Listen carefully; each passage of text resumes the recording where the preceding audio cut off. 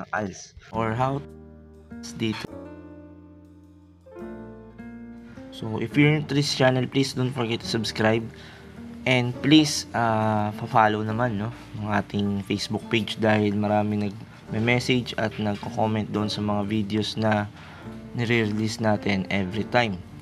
So let's start So number 1 on our list kung paano kayo makakagain ng ALS. Pansinin nyo guys, meron na akong ALS 473k. So level 95 pa lang ako. So may ginagawa kasi ako guys para mag-earn ng ALS yan. And ituturo ko yun dito sa video na to. So mag-share lang ako ng 5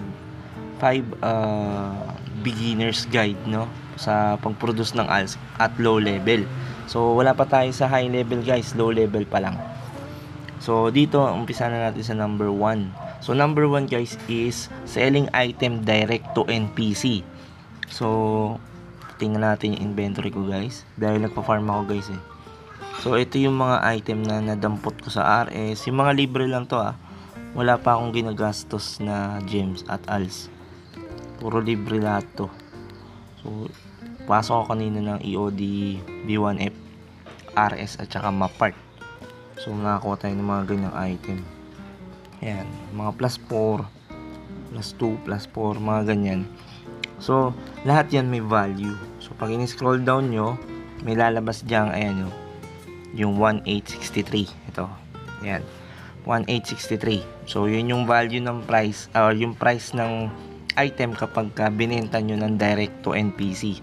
So, yung NPC guys, ito yun. Yung mga Core Alchemist, yung mga armor dealer, basta yung mga may kinalaman sa items.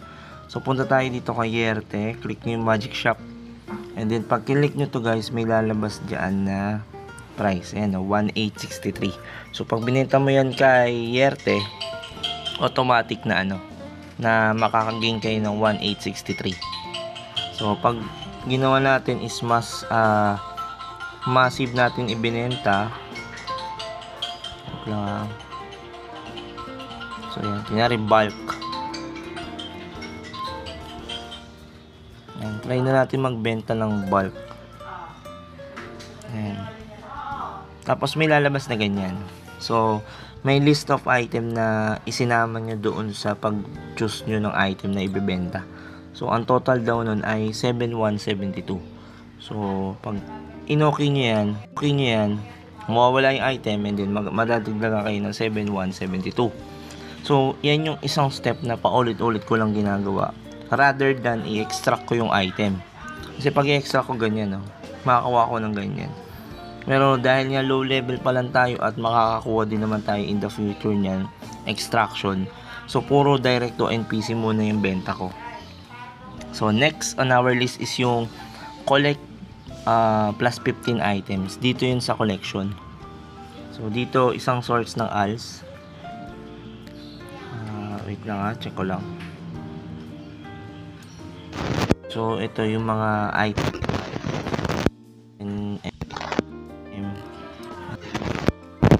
15 item. And so hindi pa to visible na. So pang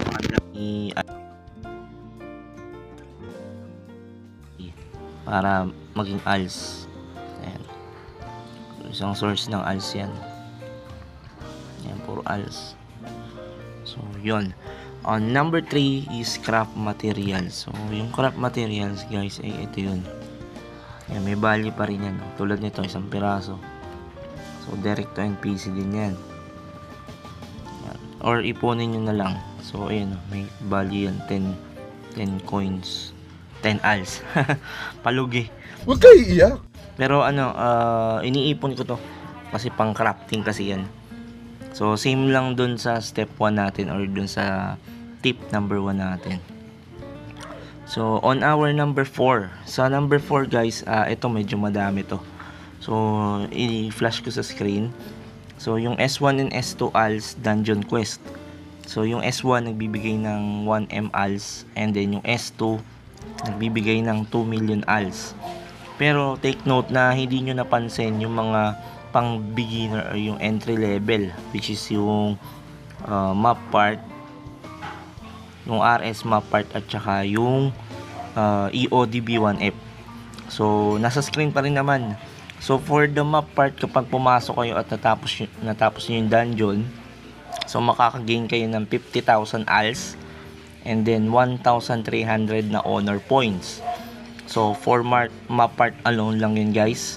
And then kung pumasok ka naman ng RS Rowena Station, makakakuha kayo ng ALS na 50,000 din. And then 1,500 na honor points. And then sa EODB1F, yung binibigay ng quest. So dito kasi sa akin, meron, napasok ko na kasi ito, yung RS, isa na lang yun natira. Nagbibigay din yung EODB1F ng 100,000 ALS, tapos 1,700 na honor points. So doon pa lang guys, ayan, makakuha na kayo ng ganyang value ng ALS nang walang kahirap-hirap. So yun yung number 4. Sa number 5 natin, yung last, ay yung Potion of Luck 200M. So dito yun guys, dito nyo makikita yun. Punta kayo ng agent shop, and then sa event, ito guys, yan, event items, din lalabas yun dyan. So kailangan nyo mag-spend ng gems. So kung marami ka ng gems, pwede mo siyang i-trade sa ALS 200M. O kunyari nakaipon ka ng 30,000 gems, pwede mo lang i-switch yan or ipampalit ng Potion of Luck na 200M. So ganun lang siya kasimple. And even dito sa item shop, meron na yan. So currency, punta kayo sa currency, din yung ALS, ayan na 200M. Tapos sa daily force gem, so kung gusto nyo maggastos ng, malagay natin mag-spend kayo ng 400 pesos, good for 1 month. And then yung force gem everyday ay 1,000. So sa 30 days mo ay 30,000. So katumbas na nun ay 200M sa agent shop dito guys. Ayan. So ganun lang guys, sobrang simple lang muna for now, kasi hindi ko pa na deep dive yung mga higher level, dahil yung level cap kasi natin ay 169. So dun muna tayo mag-stick sa mga pang low level tsaka pang startup. So the rest of the tips ay pwede nyo nang subukan and try natin kung lumago yung character ninyo. Pero doon ako nag-start talaga. So from scratch ito guys. Kasi yung dating Kabal PC, wala talagang spoon feeding na nangyayari. Ngayon kasi medyo madami ng spoon feeding, kinatatamaran lang talaga ng mga players. So yun lang, and then see you on the next video guys. Bye bye.